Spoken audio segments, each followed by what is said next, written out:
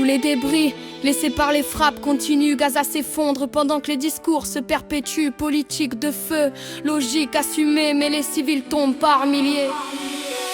Netanyahou promet sécurité, mais les familles d'otages crient vérité.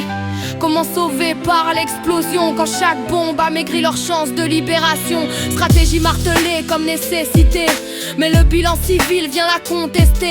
Des enfants frappés en cherchant à manger, des journalistes tués pour avoir témoigné, des humanitaires touchés en intervention, des convois bloqués sous restriction.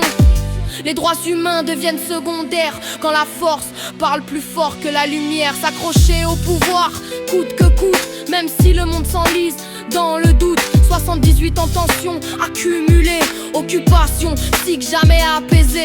Le Hamas et le gouvernement d'Israël pris dans une logique mortelle, discours déshumanisant des deux côtés, et les civils toujours sacrifiés. Si c'est ça la réponse à la terreur, pourquoi tant de ruines, tant de pleurs? La sécurité ne naît pas du fracas, elle meurt quand l'humanité s'efface sous les éclats.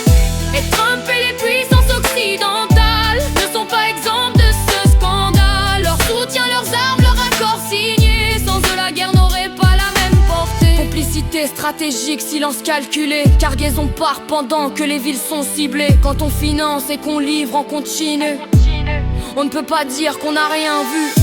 L'histoire retiendra les positions, les vétos, les votes, les décisions. Car sans armes et sans approbation, la machine perdrait de sa destruction. Alors fuck ces guerres, ces destructions.